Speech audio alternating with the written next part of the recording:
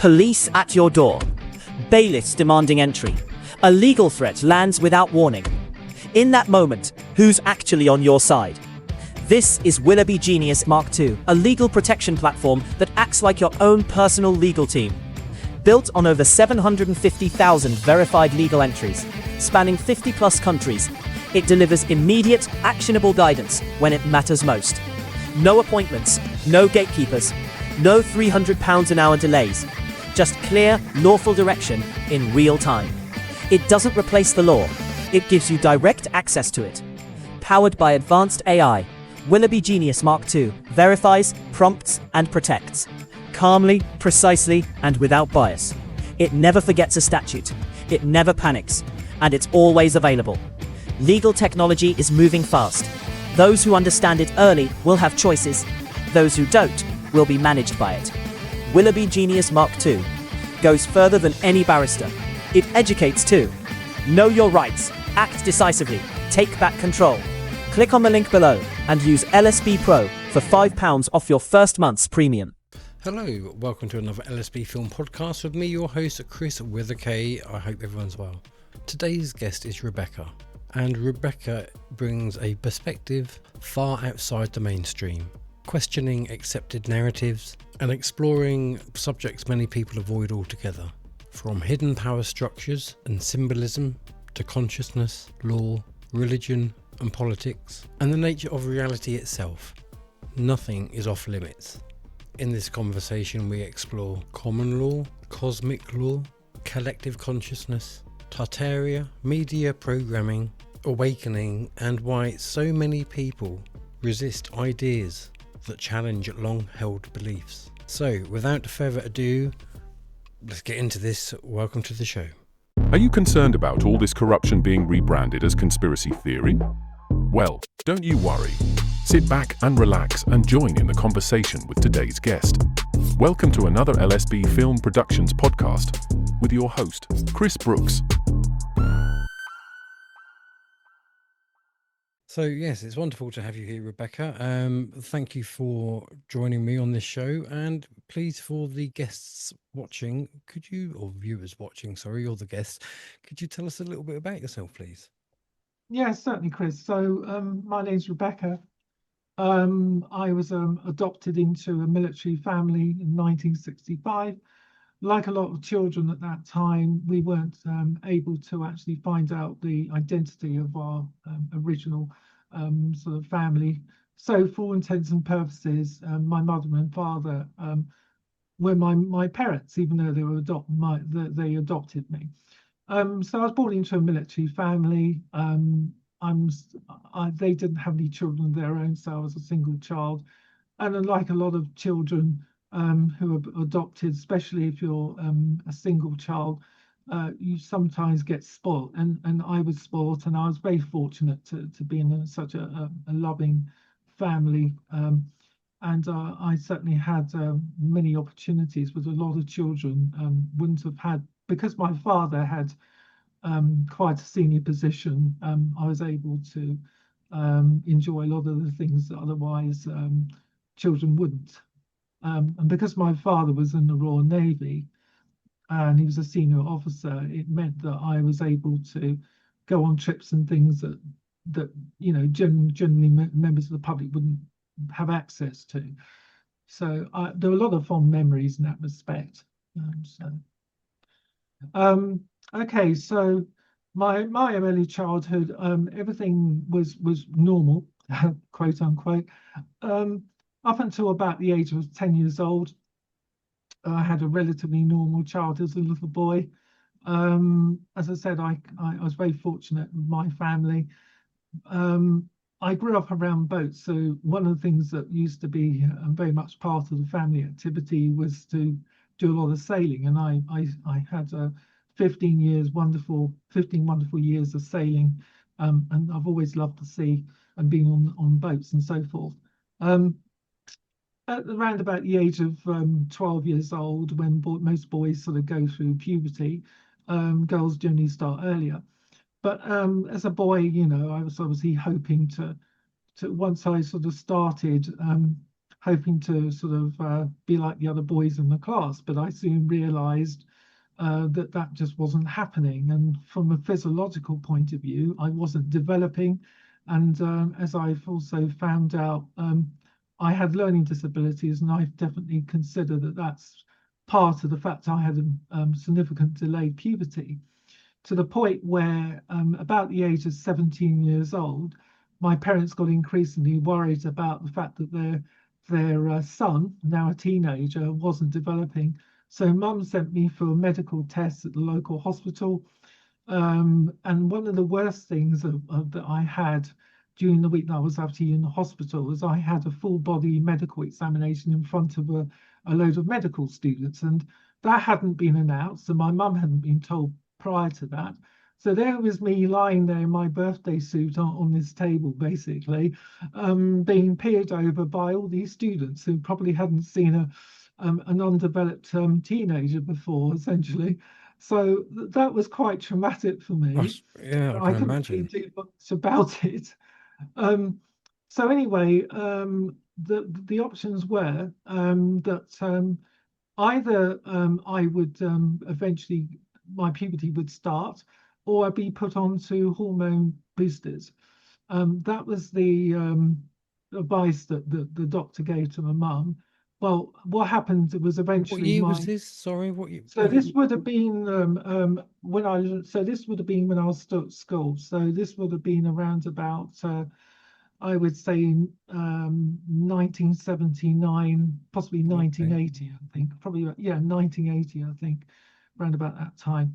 Um, and I didn't end up going on to hormone boosters, thankfully, because if I did, I could have probably ended up being disabled a lot earlier.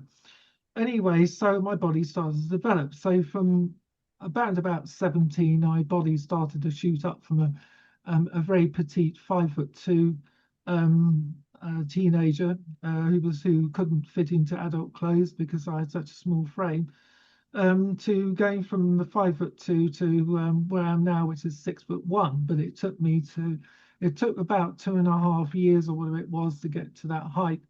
And obviously, it's going to have an effect on the body physiologically. And I think that's why later on in life, I had complications, as you'll find out later on in this interview.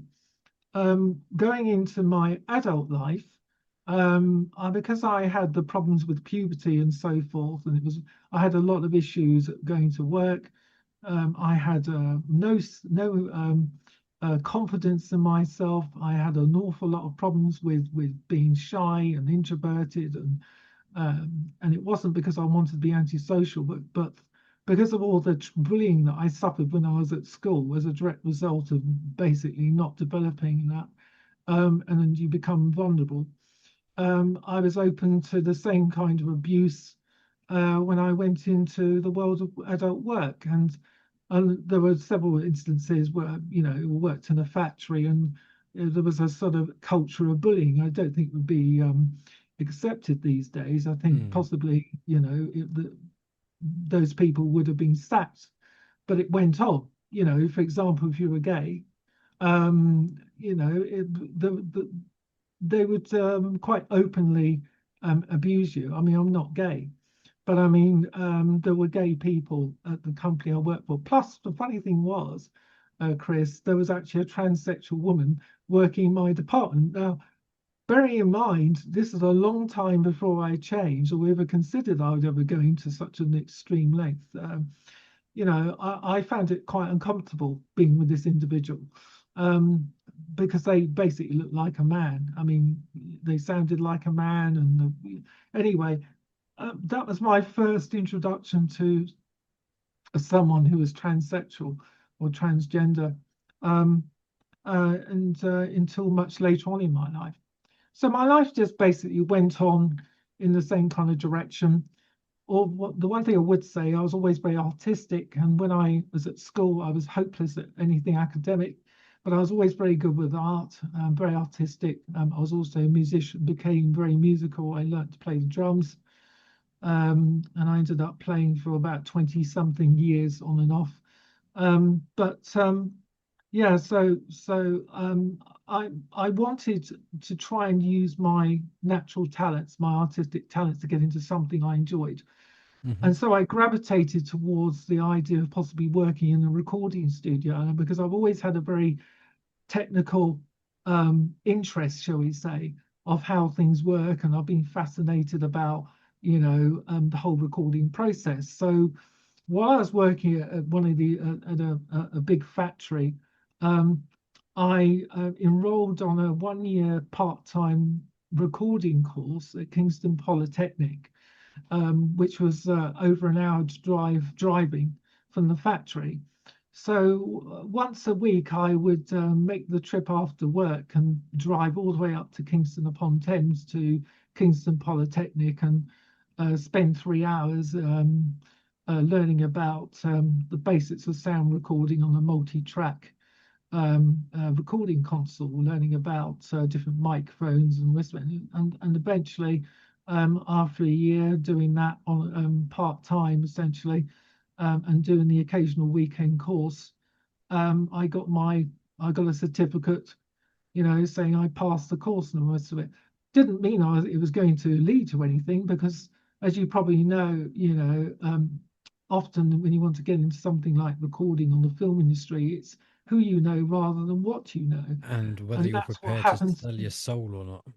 Yeah, and that's kind of what happened to me. So when I finished the course, so I was in my early 20s at this time, which was late. If you want to go into the film industry as a runner, Mm. they really want to take you on where they're not sort of they're really, where they try and get away to not pay you as much, if they can get away with it. I nearly had the Um, opportunity to be a runner. did you? Yeah, but I was too gutless to take it. Well, I was only about 16, and my mum was friends at the time with a well-known director. He yeah, directed Blood Brothers and things like really, that. He'd done Brookside, and I think this was to do Brookside. But I yeah, was only like 16, close to 17, I think, at the time, and I didn't want to leave home. But yeah. yeah, No, sorry, I I can, just thought I'd. no, I totally get that. I mean, so I was very late into the game, so to speak, and I was incredibly lucky to even really get my foot in the door, but I had to work extremely hard at it. And I wasn't able to actually work in a recording studio, but what I did do was, after spending a year basically going up and down, I wouldn't say the country, but certainly doing a lot of driving around the southeast, particularly around London, and taking trains up there, going to all the recording studios with my CV. um, I realised that if it was going to happen, it would have happened by now. Plus the fact, and you probably realise this, Chris, we were moving from analog to digital, so there wasn't the need really to have tape operators in recording studios, because Mm, a lot of these desks were starting to become, the leap.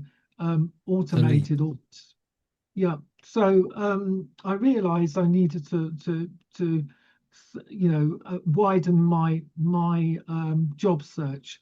So still with the same kind of idea, I'd like to get into something to do with sound.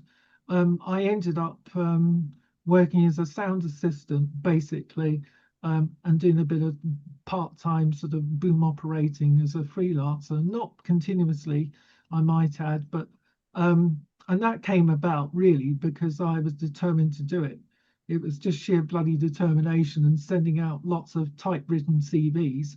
And we didn't have, the internet at the times. We had electric typewriters. So you can imagine, the number of CVs you'd have to Mm. send, and the number of rejections you get before you get a single reply, never mind be invited up for an interview.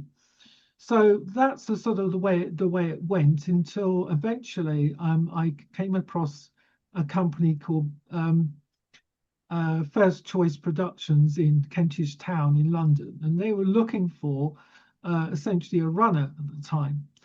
But when I actually set out for the trip, now bear in mind I live in West Sussex, so I knew I had to give myself at least 3 hours to get there, to allow for traffic. I was late getting there through no fault of my own. The traffic was just so bad.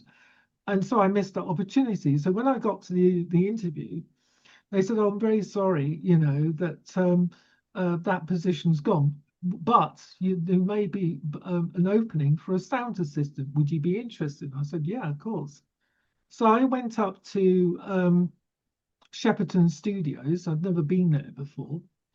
So I had to cut across town, all the way from Kentish Town, all the way into Hertfordshire to get to Shepperton Studios. Got to Shepperton Studios, and there I met my future boss. I met a very well-known sound recordist called Peter Glossop, and he was actually in the middle of doing a film, doing sound, doing the mixing for Wuthering Heights. It was a Really? Peter Kosminski who was the director. So it was like, oh my God, this is amazing. I've never been on a sound stage before, and it was just so eye-opening and wonderful. And to see how big it was, but also how much effort goes into a film production just blew my mind. Mm. And so what happened was, because essentially the interview had to take place between takes, because he was actually working.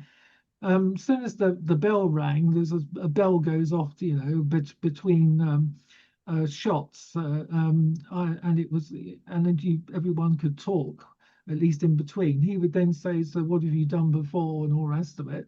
And so we had this sort of on-off discussion in between takes, until he was satisfied, that possibly I might be of use to him.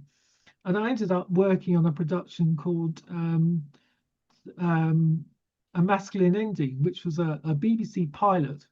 Um, and they weren't sure if it was going to be long enough to make it into a series, but it turned out really that they couldn't do that. So it just became it didn't really amount to much, but it gave me the opportunity to, one, understand what it's like to work on a film set, and two, what it's like to actually to do that job, but also to meet some fairly famous people in the Mm. process, which was nice as well.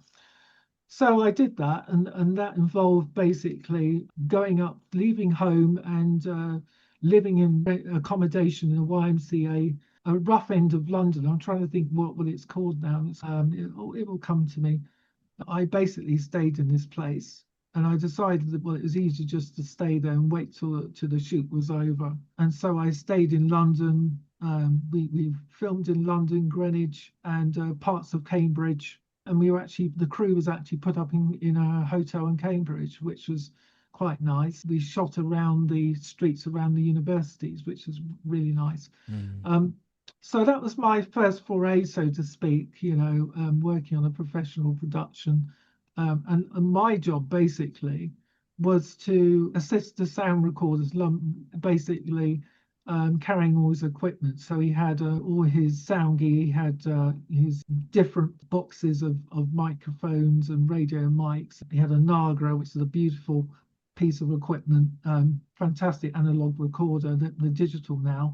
But the time when the reel would run out, I would have to then change the reel, or rather he would change the reel, but I'd have to mark up the box essentially, so for sound rushes, so that they could then be reviewed later on. And when we actually shot A Masculine Ending, it was in the winter. It was nice to sort of have breakfast out of doors, but not when there was snow on the ground and it was sort of sub-zero temperatures. You were sort of had your warm clothing on, and you just sort of got on with it, But it certainly gave me a good introduction into what I could expect working in that sort of environment. After I finished A Masculine Ending, I went back home, and then I left home extremely late because I was too comfortable at home, and Dad wanted to get rid of me as soon as possible in a nice possible way. And eventually I left home permanently, as it were. Really, it wasn't until after I'd worked at TBS Television, and that happened on the off chance I happened to be invited for a couple of days on a film set doing a Ruth Rendell mystery. And that came about because, unbeknownst to me, where I first moved to when I left home, I moved to a place called Port Solent, which is just outside of Portsmouth, which is a marina complex essentially. And on the other side of the marina from where I was actually living, there was a production company called Blue Heaven Productions. And I just happened to go around. I thought, oh, that's interesting.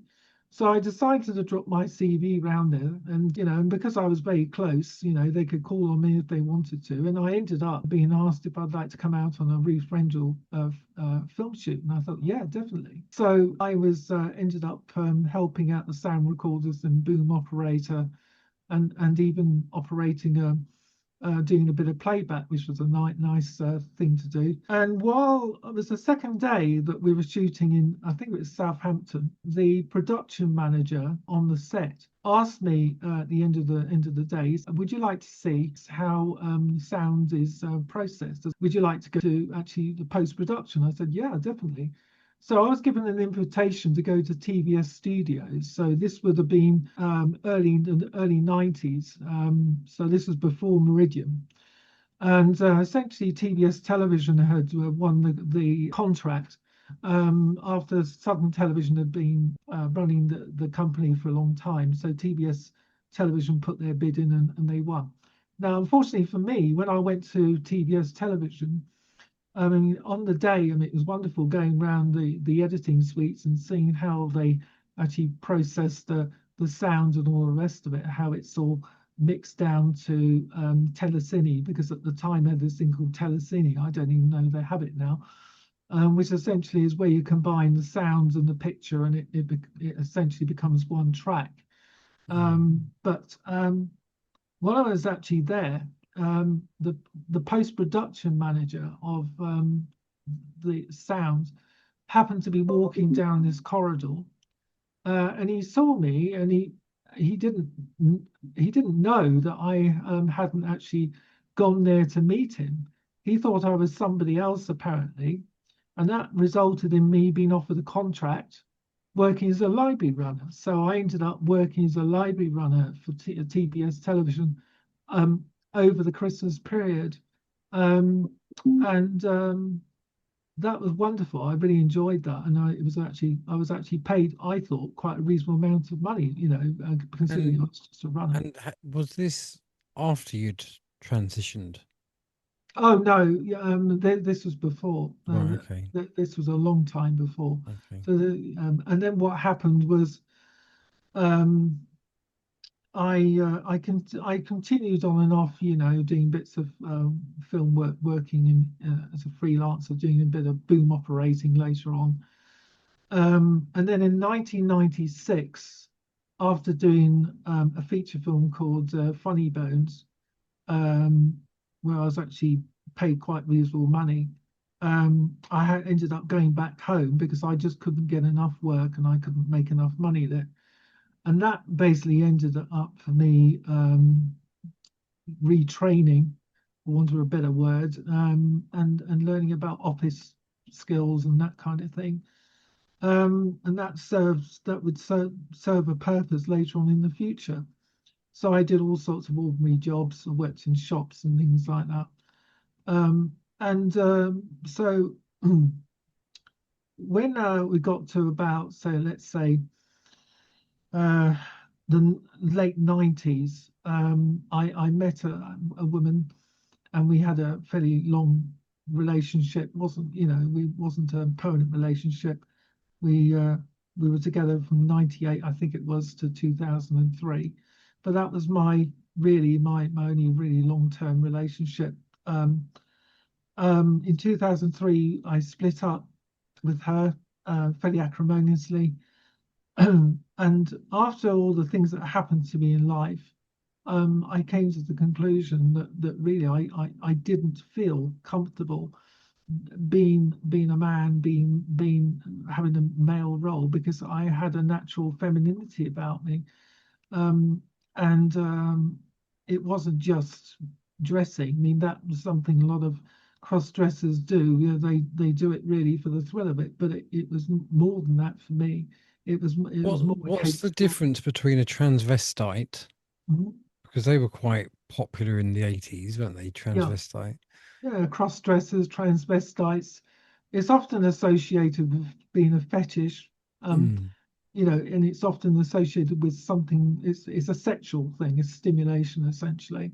And that's how a lot of people like myself start out for whatever reason. In my case, because of the delayed puberty, I naturally graduated to that, so to speak, because of the issues that I had. So I didn't really feel I had a very masculine identity, and I guess it was how would I feel? How would what would be my perfect girlfriend, I suppose? And I kind of put myself in this situation where I sort of played myself, as it were, as if I was a girl that I was going to pick up, I guess. That's kind of how it started. So I got into cross-dressing, and I had some embarrassing situations. A lot of cross-dressers will probably testify. I got caught by my parents one day. Um, and really there was no big melodrama or anything. It's just that my mum wasn't particularly phased, but my dad said, well, if you're going to do that, buy your own clothes, or basically Mm. that's what he said.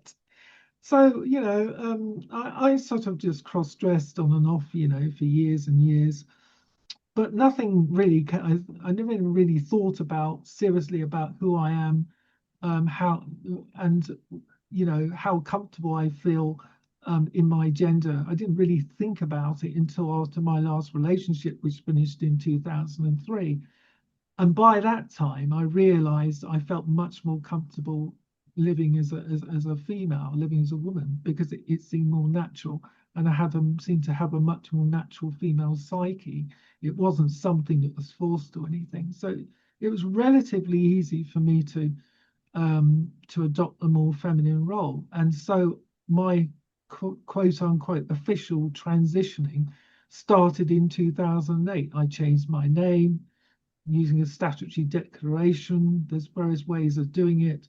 But for anyone who thinks about the transvestite aspect or cross-dressing, it's got nothing to do with being want for whatever reason deciding to live in the role of the opposite sex, because it's not something you do lightly. You have to weigh up all the pros and cons about the things you're going to face, the So I problems imagine you're it going to have. must be quite hard for somebody who's not gay Yeah, to dress up or to identify rather as a female yeah, I'm because bisexual, so oh okay so it's not quite so bad then. I was going to say because then because yeah, if you aren't gay and yeah, you dress up as a lady then you are sure. literally a lesbian.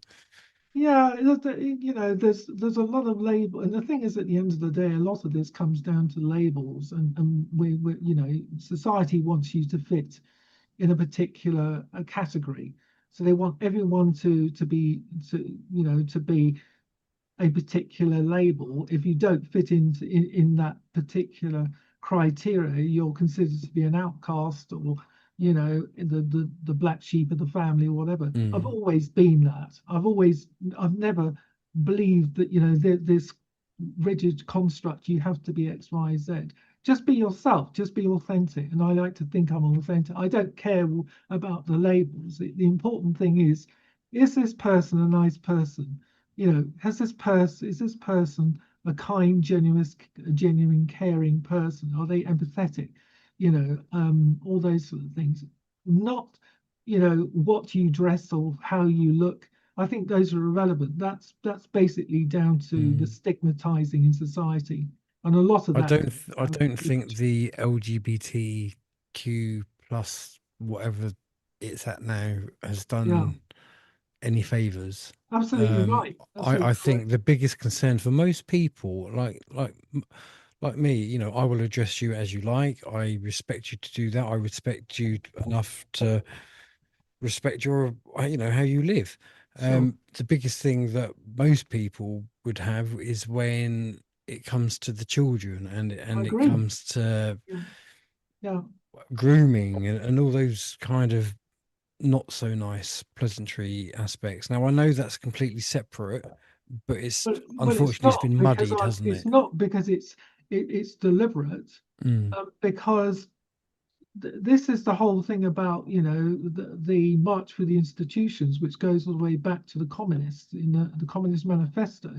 One of the first things it says is you have to destroy the families. That means you have to destroy the family identity, and it's all about making people insecure. So you make sure you get the children away from the parents. So the child is now vulnerable. Brought up by the state. Absolutely. And Hmm. so this is a deliberate communist ploy, or I say Marxist, because it's generally socialism is shall we say, is the softer side of communism, which is fascism, which is violence, whereas the socialism is the sort of the iron fist and the velvet glove. And if you think about someone like Yuri Bezmenov, for example, he warned the West in 1984, quite clearly, what was going to happen if we carried on along the course we were going. And of course, he was absolutely right. And I had no, um, idea it was going to happen so quickly. But I knew that once I started hearing about, children being taught, to basically play with Pleasure themselves. themselves. Absolutely, I knew there was something wrong. And very briefly, when I did have a male boy, I had a boyfriend, my last boyfriend. Um, I wrote an article. It was a very brief time when I was in Unite the Union, but because I was essentially disabled, and because I wasn't a working in the union, I didn't have any kind of protection. So if you're disabled and you're not working, it doesn't work the same way. But you can actually still um, make comments. You can join discussions and things like that. And one of the things I did is I wrote an article warning about the teaching unions pushing this idea, of 3 and 4 year olds, whatever, you know, um, learning about essentially sex.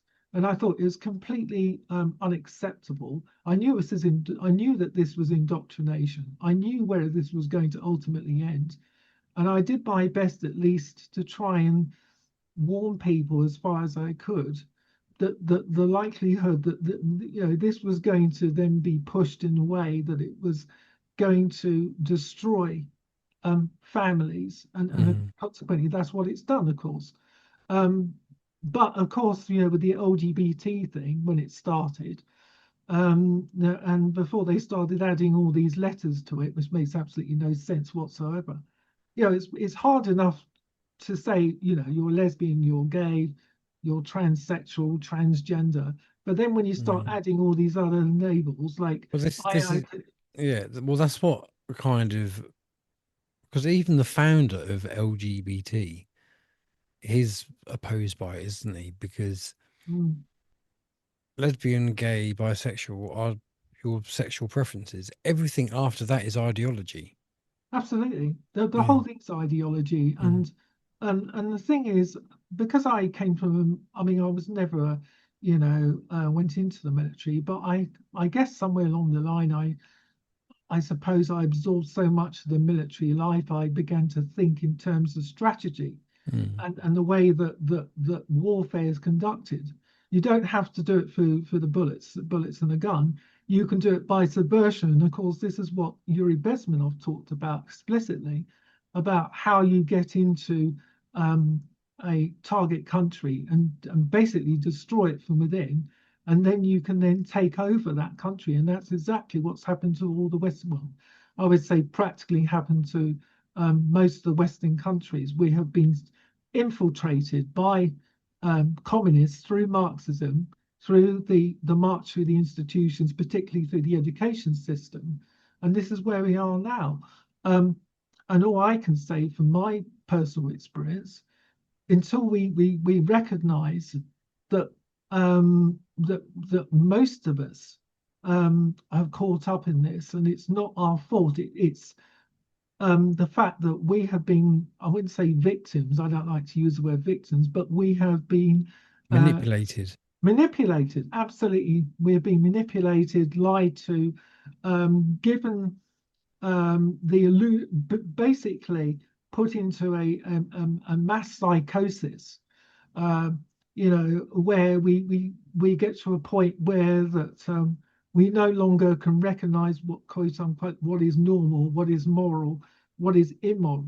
And so you end up with a situation where society um, has lost its way. And this is where we are now. And I like to think, when I get the opportunity, if I speak to people, to try and at least educate them so they understand why these things have happened and how the transgender movement has taken hold. It didn't just come out of nowhere. All these things are heavily supported, very well funded, by Fabian Marxists. And they know exactly what they're doing. And it doesn't matter what political party you come from, unless you are truly independent. You have to be part of that system, which means you have to be Corrupt by default. prepared. Sorry? Corrupt by default. Absolutely. So the Fabian Marxists, who basically control Parliament, and you've then got Common Purpose, which I haven't mentioned yet, who infiltrated the a lot of public services earlier on in the sort of early 90s. When you get subversives working to that degree, it's very easy to collapse society, and you go from a high trust society to a low trust society very quickly. And as you know, and I've seen on your shows where you go to a council meeting or something, you can see how bad it's become, because these councillors, first of all, they don't represent their elected constituents, and secondly, they obviously have received some kind of, shall we say, conditioning. You could call it NLP programming, whether it's Common Purpose or something along those lines, because they're not thinking straight. They're literally being reframed. And they don't realize it in a lot of cases. They think what they're doing is perfectly normal, and they can't understand why you're making such a big deal from their point of view. And what you're doing is perfectly normal, and what most people should be doing. But unfortunately, We live in a world of inversion. absolutely, everything is inverted. Everything is. Yeah, so I knew from quite a long way back that we would be heading in this direction, pushing children to believing, maybe I was born in the wrong body and all this sort of thing. In my case, it wasn't something I initially thought, oh yes, I was born in the wrong body. From my point of view, I wanted to be just a regular boy, grow up and be masculine and do all the things that men are supposed to do. It wasn't by choice, that I suddenly decided, I had to, well, it was by choice, but I didn't do it without seriously thinking about the ramifications and how my life would change drastically once I decided that I didn't feel I could actually fulfill the male role. But anyway, so Just quickly, yes. if you had the opportunity to do it all again, would you make the same decisions? It would depend on the circumstances, but if let's say my puberty went the right way, I don't think so. I think this was down to lack of hormones. So I had more estrogen rather than testosterone. Okay, and as you probably know, we have both hormones. We have estrogen and testosterone. Obviously, for males, there's more testosterone. For women, there's more estrogen and progesterone, and those are obviously important to physical development.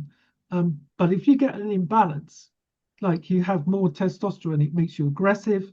It can also make you it makes you aggressive, but it also has other effects as well. If you have too much estrogen, it can also have significant effects. I believe it can make you moody. It can, yeah. So you have to have its balance, both sexes.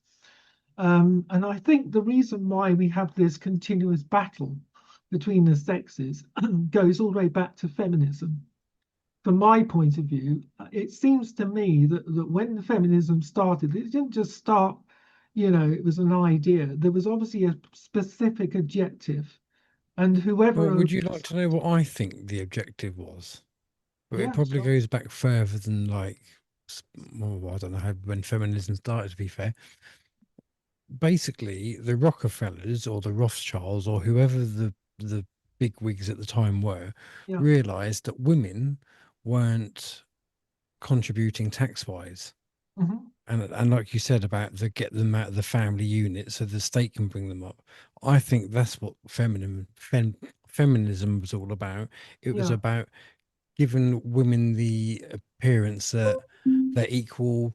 You can go out and earn just like the men can, so they can. They were only taxing half the nation, weren't they? And it was about getting the Absolutely. children out. That's what I think feminism Well, I actually mean, started as.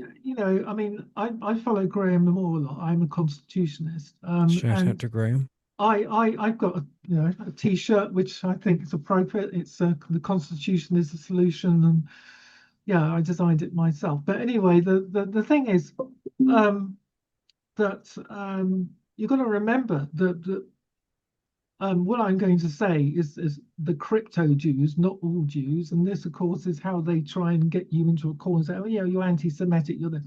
Mm, You have to remember where this came from. The Jewish identity is it's not a race.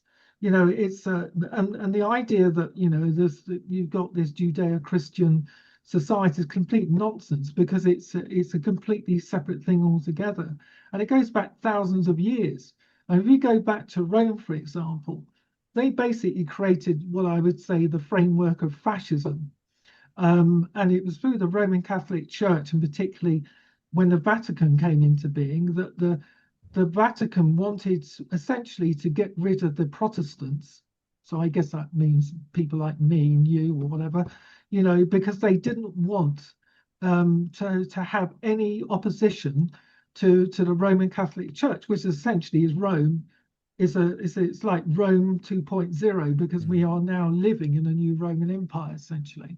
But mm. along the way, the Roman Catholic Church wanted to would use anybody who they could use basically to weaken their enemy, and so they would use the Jews, they would use the Muslims, they would use anybody essentially to attack the Christian ideal or Christian faith.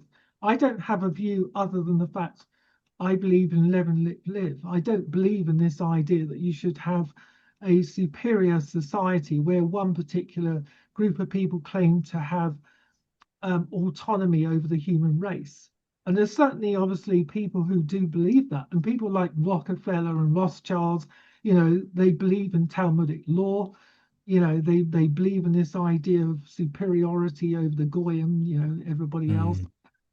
And unfortunately, that those people are running the world behind the scenes. So you've got, the Rothschilds, you got the Rockefellers, the Jesuits, of course, which is essentially the military arm of the Roman Catholic Church, who have been doing an awful lot of damage around the world. And the reason why I believe that we're in this mess that we're in is a combination of things. You've got the Roman Catholic Church, which wants to destroy Christianity.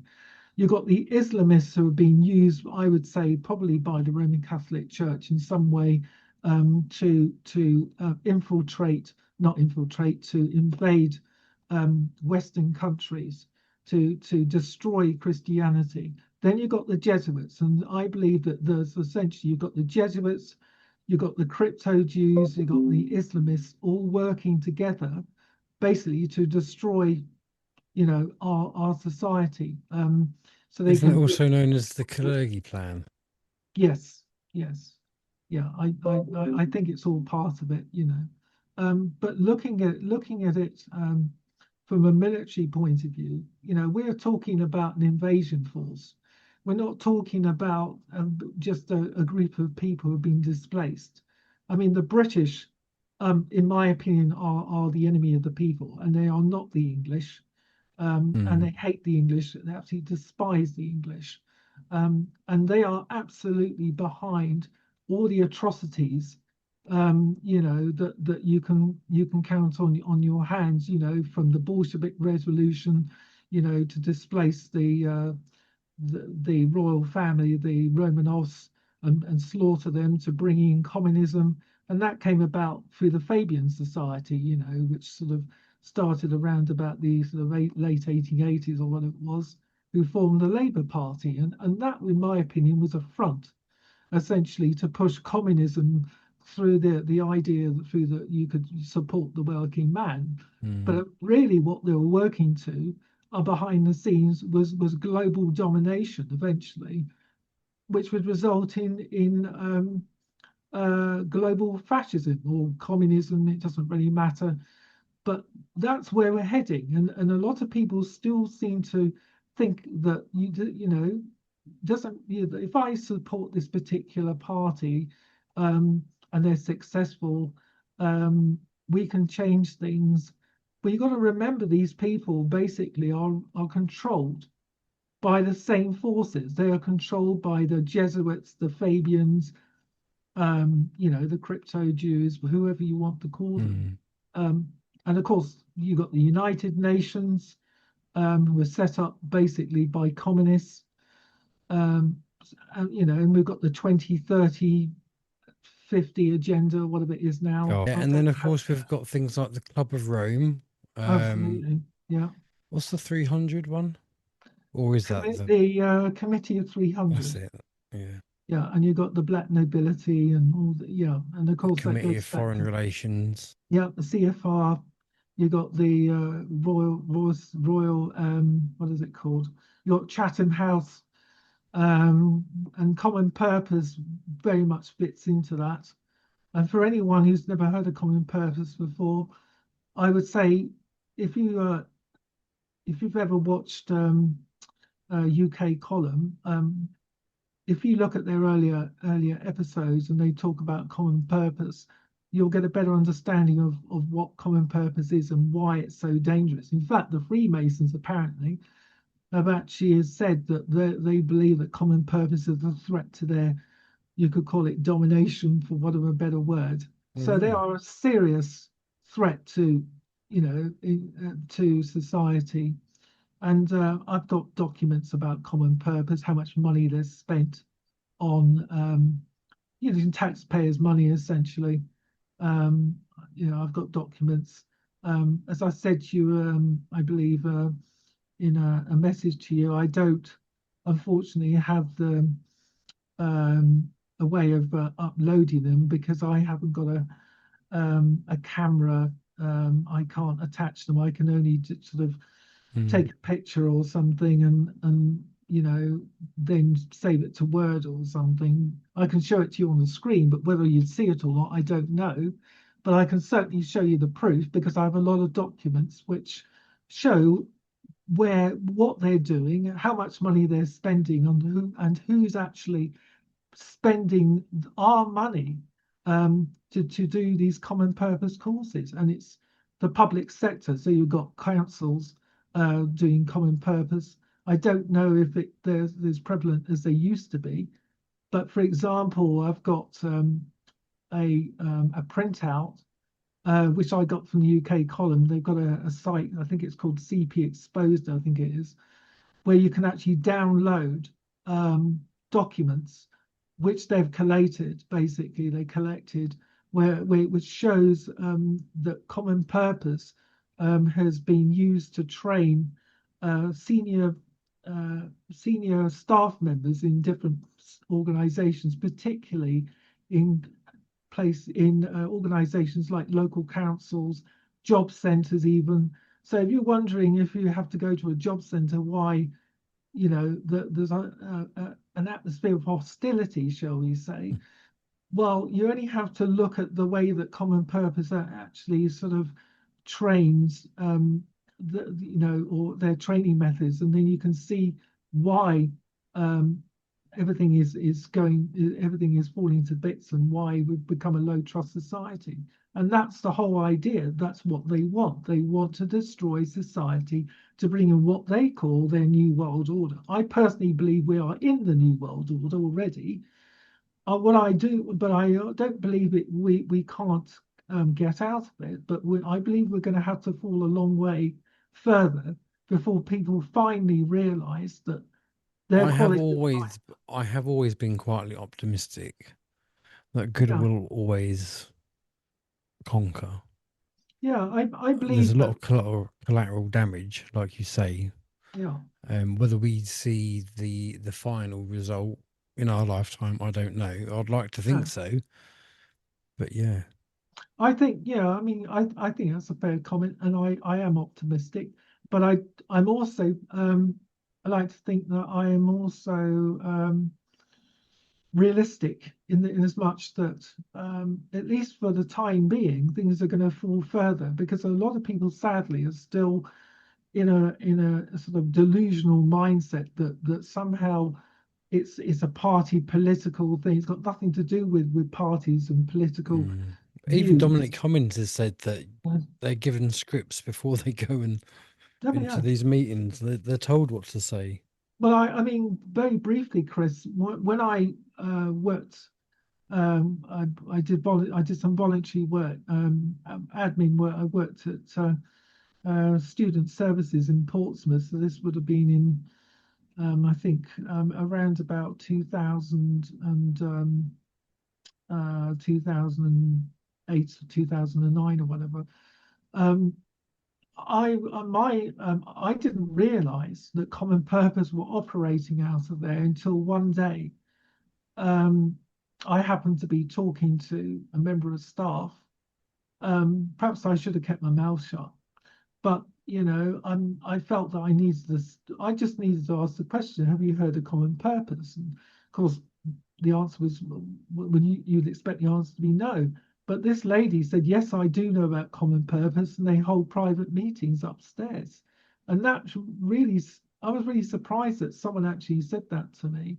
And also, they obviously realize that there's something going on, but they're not party to it. Mm. And this was the student services in Portsmouth that I briefly did some volunteer work for. But yeah, if you look into Common Purpose, it's a very insidious organization, as Brian Gerrish will testify. Um, and their mantra essentially is to lead beyond authority. I think that was the strap line they used to use on their website, lead beyond authority. Well, if you break down that message, what do you mean by leading beyond authority? Leading, that suggests that Mm. that you are essentially overriding the your authority, um, Out of and their subvert. jurisdiction. Absolutely. And of course, the police are a perfect example of how Common Purpose has infiltrated, um, all public services like the police. I mean, I've got an invoice, and I wasn't looking for it, but I just happened to be doing a lot of deep digging into Common Purpose when I became interested in the subject, and I came across by chance. I happened to come across this link, and I clicked on it, and I found an invoice, and it was for a senior police officer in Brighton and Hove Police. And it actually, not only did it say the name of the person, it said what course they did in Common Purpose. It said how much the course, cost. So when you think about it, here's a police officer, presumably um, doing a Common Purpose course in working time, in public time, which suggests that either their organization paid for the course, or more likely somehow it came out of our taxes.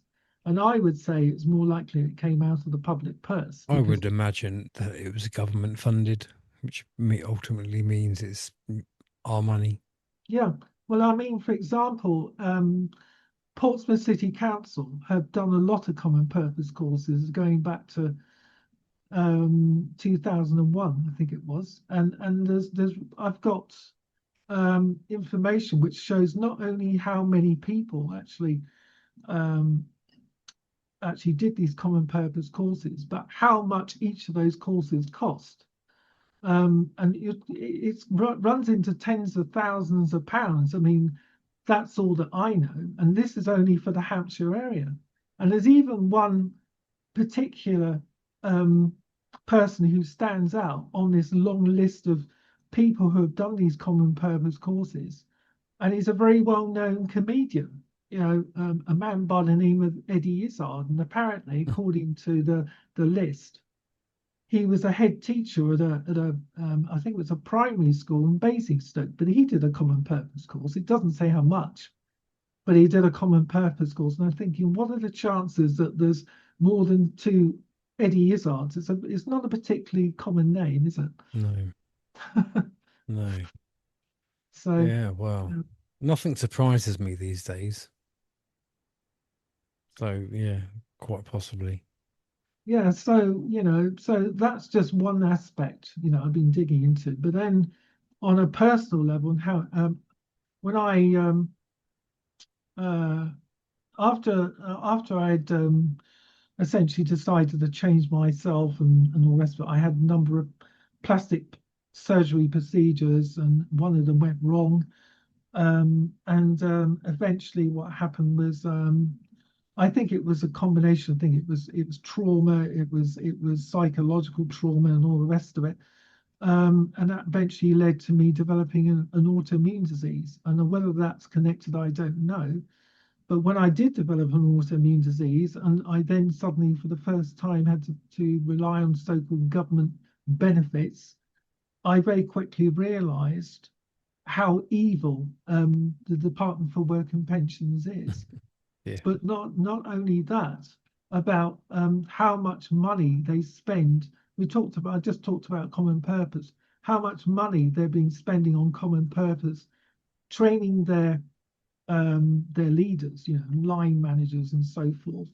And again, going back to something I said earlier about the hostility, a lot of people don't realize that this is all deliberate, it's all by design. And I've got one document which shows that they started using essentially applied psychology in job centers. Basically, they would train the work coaches using these techniques, probably NLP or something like that, to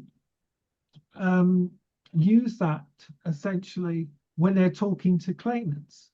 And of course, you can tell that some people are definitely have had some kind of conditional trainings, being conditioned in some way.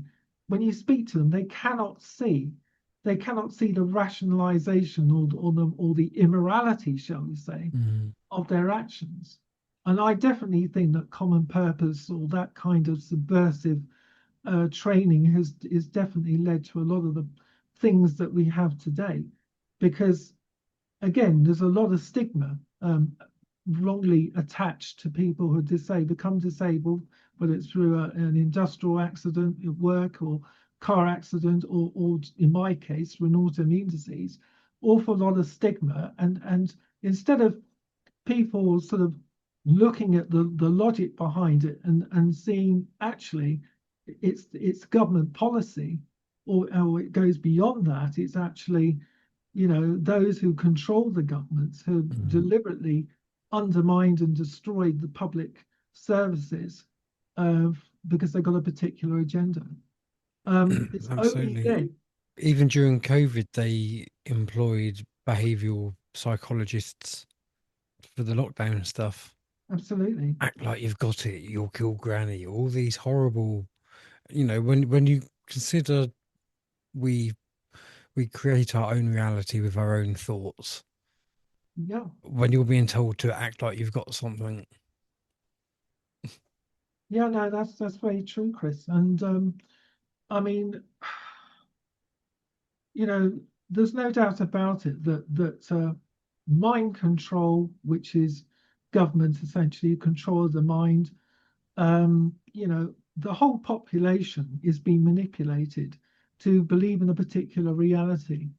And that's how they split and divide society, because what they do is they create a particular view. And that view then becomes the official view. And if you go against that, and so that would be people like you and me, you're not only Dissenters. dissenters, outcasts, all the rest of it, outlaws, as in outside the law, you're a threat to them because obviously you're challenging their supposed authority. And of course, as you know, authority, or I should say sovereignty, comes from the people, and it's Parliament that carry out the will of the people. Not Parliament dictates to the people what you should do. That's not how it works. But unfortunately, people of a certain, let's say, people who haven't had the freedom that I had when I was when I was growing up, have no knowledge of this. Their idea of reality is living in a surveilled state because they never knew any different. And whereas you and I perhaps didn't have that. Well, I certainly didn't, because we didn't have such things as speed cameras when I was growing up. Well, certainly not until 1989, I think it was, when they brought in the first speed camera. But yeah, so you thought you had a relatively normal childhood. Normal society, and you believed, or at the time you believed that government to some extent was actually accountable to the people. But of course, as we've seen now, that's completely broken down. The social contract is completely destroyed, and so we have every right to challenge that. And of course, in the Bill of Rights, it tells you exactly what you should do. But I mean, it should be in my opinion, we need to get rid of all the British laws going back to the Acts of Union, the 17. We need to get rid of all the acts and statutes and just go back to common law or divine law. Do no harm. Don't steal. Don't commit fraud. Just your basic. Don't be a cunt. Yeah, basic. Excuse my language. No, basically true. And although I definitely don't have the whole picture, I've got a lot of the picture, because I spent a long time actually accumulating information from various sources, whether it's from Common Purpose, military documents and things.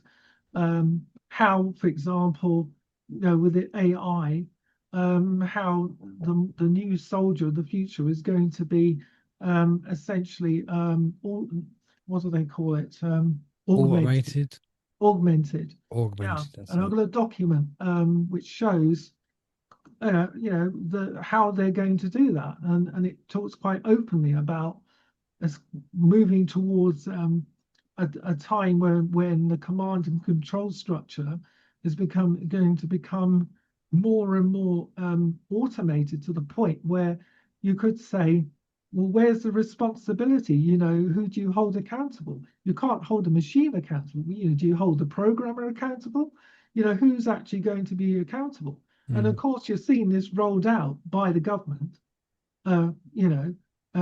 governments, I should say, plural, and sadly, a lot of people are now falling for it, because they think that they don't have a choice. Well, you do have a choice. It does mean, obviously, you're going to have to make sacrifices, and you don't want to be on this government app, I think it is, the where you put all your data on it, and then everything's going to be handled. The one login.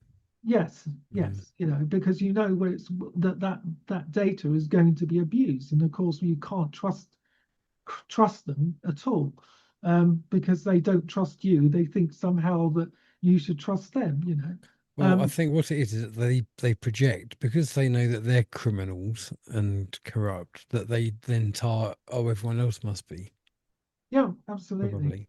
But I mean, for example, very briefly, when my father was in the Royal Navy, and he was doing his job as a commanding officer of in submarines, um, it probably never dawned on him, at some point later in the future, after he thought that he was on the good side, he was working for the good of humanity because he was part of this, part of the Western Alliance, he was part of NATO and all the rest of it, that somehow in the future, once we defeated the Russians, I should say the Soviets, not the Russians, but the Soviet Union, that communism would come to an end. And of course, it hasn't come to an end. What's happened is that communism ended up basically going underground and reappearing in the form of socialist like social science and anything to do with political science. And this is how you do it. This is how you get subversives into the education system. And once you're in the education system, you can then destroy society from within. And that's what Yuri Bezmenov says. But yes, I mean, it's a shame that I can't speak to my dad and say, look, Dad, did you have any idea of who you were really working for? Because as far as he was concerned, he spent 20 something years in the Royal Navy, doing what he felt was the right thing to do for Queen and country. Little did he know that he was just a pawn in this global game, shall we say, which was heading towards communism, where he was actually there to actually defend us from communism, And the people that were telling us that Hitler was the bad guy all turned out to be paedophilic, satanic, eating babies. God, yeah. What history is true? Exactly. It's the victors, who write the history, and of course it goes all the way back thousands of years. The history that we were taught at school has been proven through independent sources and independent historians and all the rest of archaeologists to be either a pack of lies or basically very very much the opposite of what we believed. I mean, I've been fascinated by ancient history for a long time, and I know we're going off topic here, but I mean it's all relevant because a lot of these people who they don't call themselves the elite, but we sort of give them a label. Oh, they're the elite. They have sort of absorbed this sort of ancient knowledge that we're not able to we're not privy to, and they've used it to their advantage because they knew full well that with that knowledge comes power. And this is the one thing that we need to have, is we need to have the knowledge before we have the power to change anything. And I think it's such a shame that people live in this Matrix. belief. Yeah, they live in the matrix. They believe that somehow they don't have to worry about these things. And well, I mean, do you know, for example, when you talk about the word spelling is actually spells. You're actually casting a frequency. You're actually casting a vibration, if you like, into the ether. And so when you actually say any word, it has a profound effect. It might not have an instant effect instantly, but collectively, to use a communist term, it absolutely does. And there's been experiments where they show ice crystals. Yeah, absolutely. Yeah. I mean, I don't know if you heard of Greg Braden. Yes. Yeah, amazing bloke guy. with the white hair. Yeah, amazing guy. Half Cherokee, I think he is. But I mean, just amazing guy.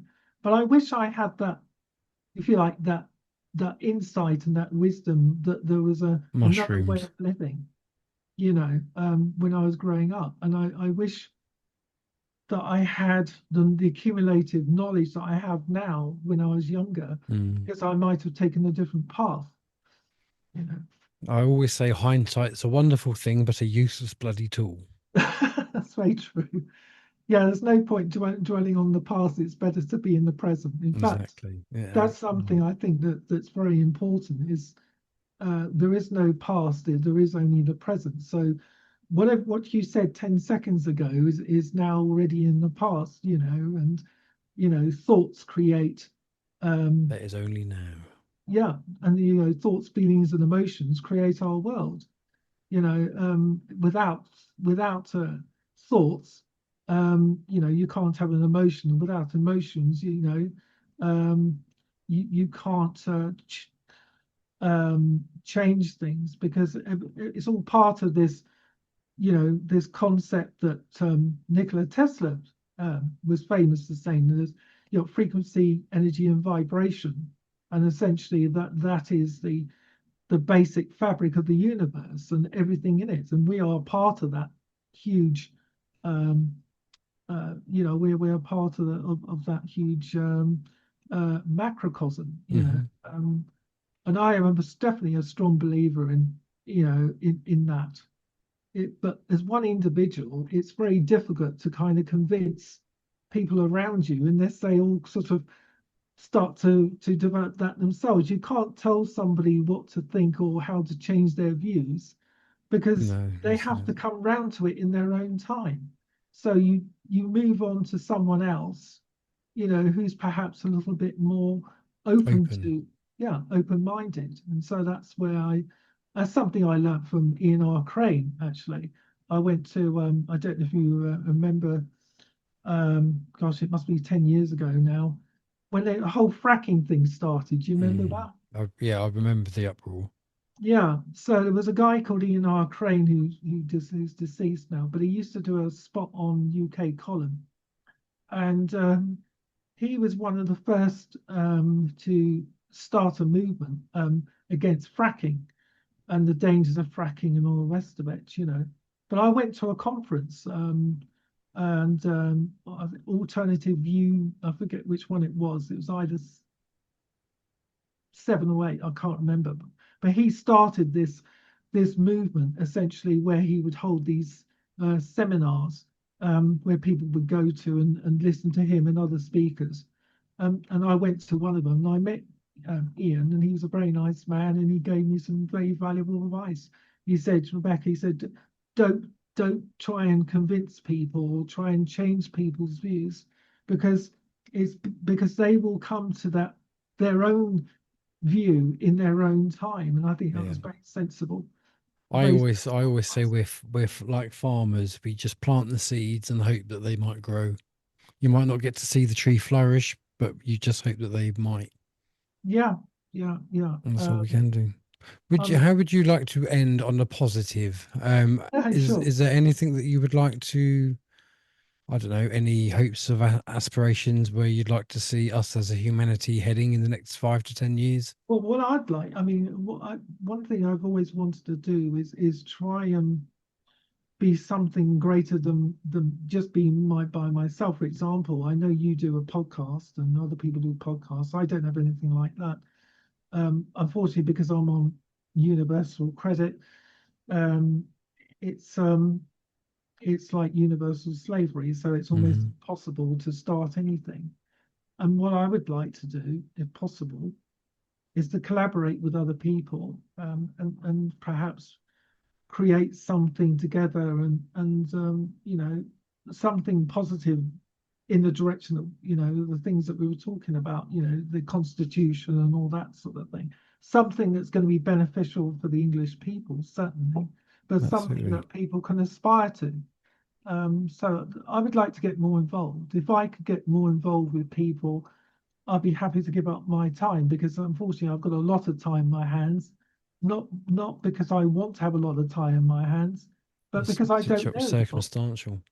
Yeah, Yeah. absolutely. Okay. Well, listen, thank you very much for your time, your honesty, and More than your welcome. experiences, because you've certainly lived a life probably with far more in it than a lot of other people. So Well, thank you there's for been a coming lot on of and good sharing that. things, obviously we haven't had time to go into, but I've been very fortunate, Mm, the things that I've done. But I would like to say, if anybody wants to contact me, they're more than welcome, as long as they're polite.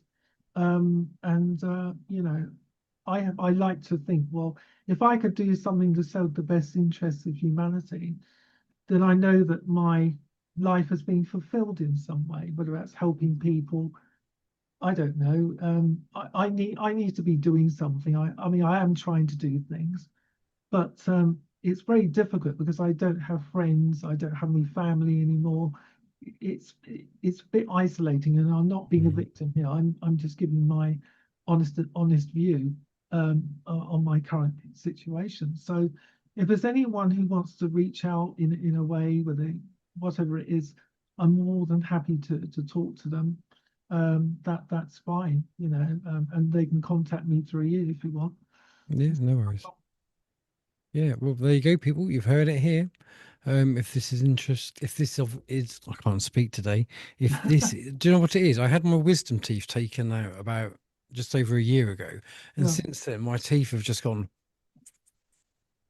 and so now it's like learning to talk again.